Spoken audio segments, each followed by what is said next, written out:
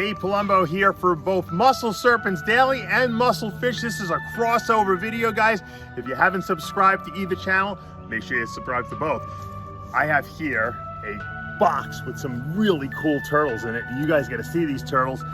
I actually thought they were a little bigger than they were, so now we have to do a little improvisation, but you're going to see in a second. We're going to head over to my koi pond where we got the big koi pond, which I call the monster koi pond, and the little koi pond, which is the mini pond. And I was gonna put some of these turtles into the big pond, but I don't think they're gonna be big enough to go in there. So let's check the pond out. Let's see what's going on. Let's see how the pacus are doing in the mini pond. And then we're gonna decide where we're gonna put these brand new turtles.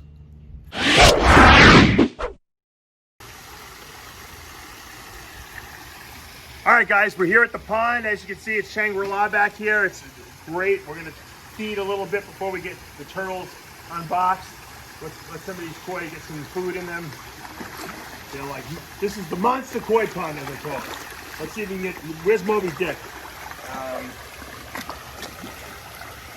Moby Dick he eats first, because he's the alpha male, or the alpha fish now. We're calling him Moby Dick. He was over here before.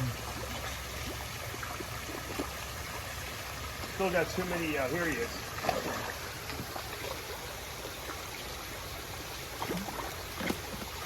These koi are so big that you can't feed them too much food. They'll just keep eating and eating. But obviously you don't want to overfeed them as well, because you don't want to build up too much waste in the pond. But as I've thinned out some of the herd and got some of the black koi out of here, and I've been doing water changes weekly now, I find that what's happening is that we're having much better water clarity because the water is able to now filter so properly.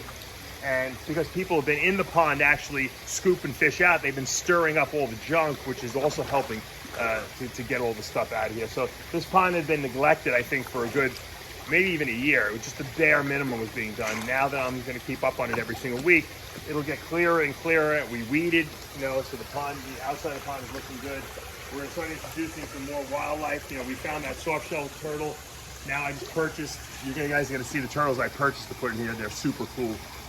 I can't even wait. You know what? I'm going to feed the albino pacus first, and then we're going to take the turtles out.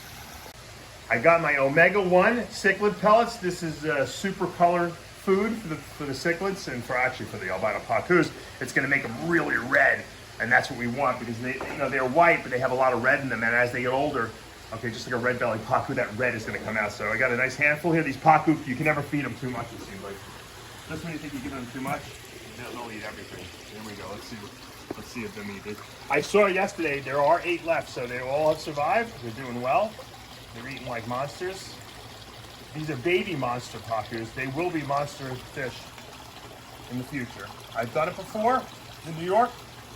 I'll build them again. It's always best when you put smaller fish into a pond or into a tank and let them grow, as you get them. If you get an older fish, sometimes they don't adapt as well. I find they don't do as well. These fish, because they're going to be growing their whole life in this pond, and then we'll transfer them to the bigger pond, they're going to do great. I think they're going to adapt to the seasonal temperature fluctuations. They're going to get adapted to eating in here, and then they're going to grow with the pond, and that's great. Now, I hear the koi over there. They're like, more food, more food, more food. All right, what we're here for is to see the turtles, right? This is a turtle video. It's really not a fish video, but there's some crossover effects. So let's go unbox these turtles. All right, here we go. So we got a nice box of turtles from my good friend Gerard at Albino Turtles. And I wanted to get some soft shell turtles. I thought that they were gonna be bigger than this. I didn't realize they were hatchlings. We got 3. They're super cool. Ooh, they're all dried out. Look at these guys. How cool are these guys? These are awesome. A lot of people don't realize the soft shell turtles. These are Florida soft shell turtles, so they're going to do really well in my pond setup outside, because they're used to temperature variations of here in Florida. They don't have like a hard shell. This is almost like a leather-like shell. Their claws are really cool. They got the females get way bigger than the males do. I don't know what sexes we have here, because obviously they're too young to sex them, but these things are just super awesome. They're a little dry, so I want to get them in the water. Originally, I thought these were bigger. I was going to put them in the big pond. These things are obviously way too small for that, so we're going to put them in the mini ponds, and I think they'll do fine with the pacus in there. I don't think they're going to bother each other what's so much. These fish, or I should say these soft-shell turtles, however, will eat fish as they get older. They're not at that stage right now. I'm not worried about that. They're going to be eating bloodworms probably and some pellets. And we're going to put 3 of them. And Gerard is a nice favor to me because I had bought some albino pink belly side neck turtles from him a couple years ago. He had always told me, oh, if you ever buy anything else, I'll throw in some free head albino, pink belly head albino. So he threw in, look at this. How nice is that? How generous is that? Here's some regular pink belly, and that's what they call pink belly side necks. They pull their head to the side. These are Asian water turtles. On the mini pond, I'll be putting a heater in there, so these guys will be fine. These guys need a little bit warmer water, so we're not going to worry about the temperatures with these guys. But he put 3 nice ones in here, and that's really nice of him. So we'll grow these guys also in the pond as well, and we're going to have a nice little turtle habitat. Now let's go into the pond, and I'll show you what I did over at the pond to kind of modify what's going on here. Luckily, this pond here has got plenty of water, obviously. I mean, there's probably a couple hundred gallons in here.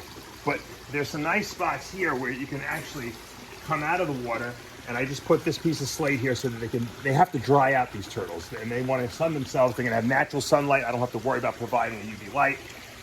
They'll be able to swim up here and climb onto this little ledge here and do all the sunning they want.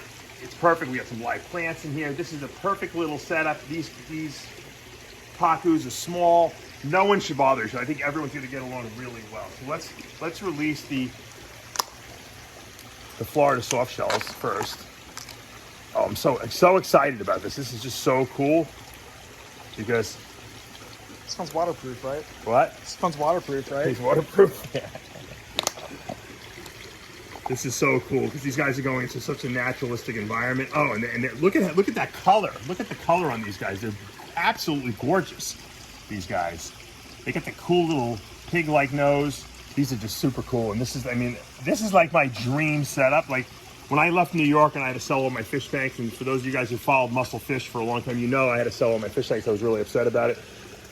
My dream, the only thing that could have been better than what I had in New York would be to have naturalistic outdoor type of setups with a lot of water, and this is it. This is exactly what I've been dreaming of. So I've kind of outdone the monster fish tank that I had in New York because now I have a monster outdoor pond and I have a monster mini outdoor pond as well. So now we're going to let the pink belly side necks in here too. This is just added bonus material here. And once again, the water is really warm because it's still very hot in Florida. I know a lot of you guys up north, it's starting to get really chilly there. It's probably what? Like 85 degrees today? It's 90 degrees. 90 degrees, yeah. So these guys are going to love the water. The water temperature's in the 80s, and I have a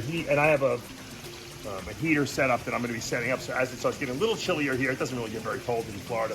They'll be able to, keep themselves warm. And then of course they're going to be able to sun every day. So even when it's colder outside, they still have the ability to bask because it's always warm here in Florida.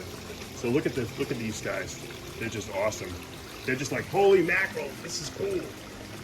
And the Florida soft shells will bury themselves during the day a lot of times and just, hide under the gravel. So they have some naturalistic setups to kind of hide if they want to. When the food comes and I throw my food in the morning or whenever I decide to feed them, they'll be able to come out and eat. Now the question is, will they be able to find the food? I know the pacus have no problem finding the food whatsoever, but they may have to learn where the food is coming and when it's coming, and I may have to just pick an area to put the food in there. The problem is when I put the bloodworms in here for the turtles, I have the feeling the pacus are going to want to grab those bloodworms too. So we might have to feed the pacus on one side and the turtles on another. But anyway, this is the setup for now. I think this is really cool. I'm really excited. The great thing about this pond too is we have a little bit of like a refugium over here where kind of like when you're refilling the pond, you can actually, it's a separate little area over here that the water goes in here, and it's kind of separated from that, although the turtles can probably climb over and get into this area too. I don't know if I'm going to put little smaller fish in here or not. I haven't really decided. The good thing about this pond is, and I'm looking at it right now, is I don't think these turtles can climb out. The problem I was worried about is escape, because turtles have this pond. If they can get out, they can climb on this ledge here. I might have to remove the plants, okay? Because if they climb up, they might be able to climb out of the pond here. There's pretty little right now. I don't think they're going to be able to do it, but I'm going to have to probably escape-proof this pond because I don't want this turtle getting out and escaping. Although, the only place they're going to go is into the big pond. So if they get to that size where they want to get out and go into another pond, so be it. That's nature, right? We're setting up an ecosystem. It's kind of contained here. They can't really escape out of this pool cage I have around the whole place. And it's going to make it that much more exciting. I'm super excited about it.